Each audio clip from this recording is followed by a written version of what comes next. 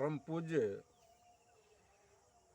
सत्संगी प्रेमियों एवं समाज के प्रबुद्ध बुद्धिजीवियों, विवेकियों, ज्ञानी विज्ञानी जनों, मैं निवेदन करता हूं कि जिस दिन हम लोग सत्संग करेंगे तो समाज में चैन की बांसुरी बजेगी। सत्संग करेंगे तब सत्संग हम सब किसी विषय का अनुसंधान करें, संशोधन करें, सार का निर्णय करें, तब सत्संग हुआ।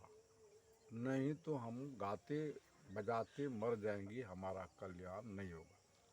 और जिस दिन हम सत का निर्णय करेंगे, अनुसंधान करेंगे, सार पर विचार करेंगे, उस दिन हमारा ही नहीं समाज और देश में चैन की बांसुरी बजेगी।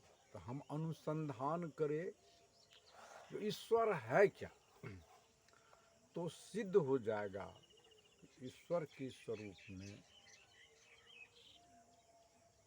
माता ही पिता है। माता पिता क्या है? प्राकृतिक परम बिंदु का रूप है। बिंदु स्वयं अपना रूप लेता है और बीज बिंदु नहीं है, बीज में बिंदु है, बिंदु में बीज है। कारण कार्य व्यवस्था उसी बीज में है, द्वंद्व दो दाल उसी बीज में है,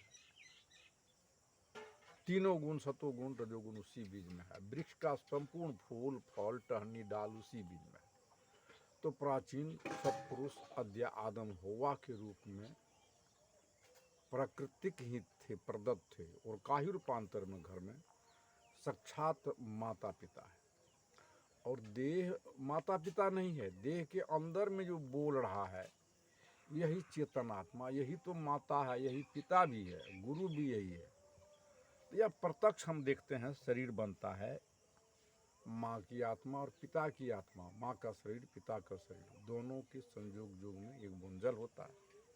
हम माँ के गर्भ में चले जाते हैं, लार पूरन सीड हो जाता है। माँ के भोजन से भोजन, हवा से हवा, पानी से पानी मिल रहा है। गर्भावस्था में माँ की सांस रुक जाती, हम गर्भे में रहते। इस शरीर में आधा हिस्सा माँ का, आधा पिताजी का। मांस लेवू चमड़ा है माँ का, नौख बाल दांत हड्डी है पिताजी का, उसी एक बूंद में है। नहीं मानते हैं तो बाल काटिए बाल होता है, नाखून काटिए नाखून होता है, बच्चों का दांत टूटता है, दांत होता है।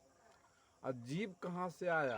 तो देह पिता नहीं है, देह के अंदर में जो चेतन आत्मा है वही पिता। उसी तरवर में एक बूंद बीज पड़ा। जिस वक्त हमारी माता पिता पति पत्नी के रूप में, तभी तक पति पत्नी था, एक बूंद जल बन के गर्भ में पिता ही जी आया, जो मैं जन्म लिया। पिताजी का पुनर्जन्म मैं हूँ, 2 पार्ट फोटो है। निर्माण कौन किया? उसी में शुक्राणु का रूप लेता है।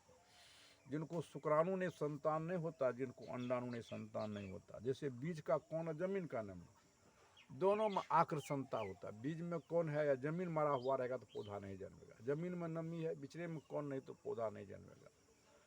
और फिर माँ के गर्भ में वही सर्वेश्वर ईश्वर, वो प्राकृतिक आकर्षण शक्ति जो है वो सांस पकड़ लेता, वही सांस ही शरीर का निर्माण करता।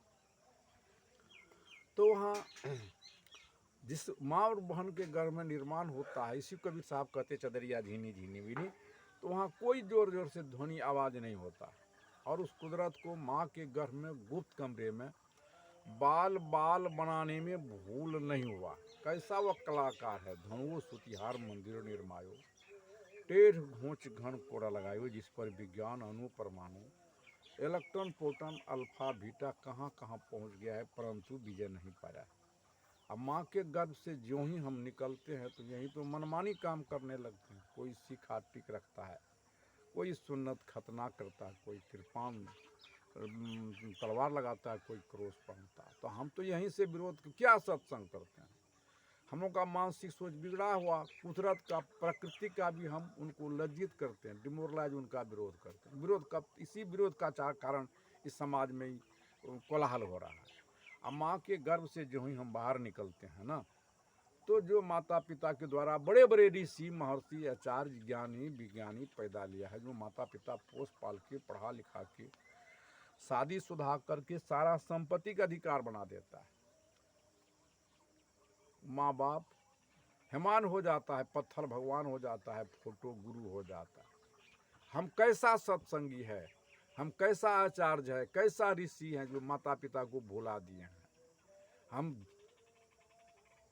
है नमक हरा में कहते हम आचार्य हैं, सत्संग कीजिए ना। किसका पहले वंदना होगा?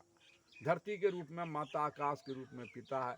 माता पिता के द्वारा सब जन्म लिया, अंत में इसी के गोद में सो गया है। तो माँ बाप ताक पर कर देते तो क्या हम सत्संगी है कि नमक हराम है? और गुरु तो यही चेतन आत्मा है जो बोल रहा, यही था जैन में, बुद्ध में, ईसा में, मूसा में, हजरत में। सही बात को सुनना नहीं चाहता। संत तुलसी, कबीर साहब में, सब में यही था तब कहा, अभी कोई कहने के लिए नहीं आएगा। तो अनुसंधान करे तब सत्संग हुआ, नहीं तो सत्संग में रटते रटते मर जाइएगा तो एक तरह कभी कल्याण हो। तो सिद्ध हो जाएगा यही चेतन आत्मा भी, इसका विशेष ज्ञान गुरु है। अनुसंधान करेंगे सिद्ध हो जाएगा, माता ही पिता ईश्वर के स्वरूप में है। माता पिता से बढ़कर के न धरती पर कोई देवता है, न कोई देवी है, न कोई ईश्वर है, न कोई गुरु है। आज माँ बाप घर घर में रोता है, ये कितनी बड़ी पागलपनी है। सत्संग करता है, रट्टूमल तोड़ता है। सत्संग कीजिए, सारा सार का निर्णय कीजिए, तब सत्संग हुआ। नहीं तो हम लोग सत्संग नहीं करते हैं, रटते रटते मर जाएंगे, हमारा कल्याण नहीं होगा। इन्हीं शब्दों के साथ में विराम देता हूँ।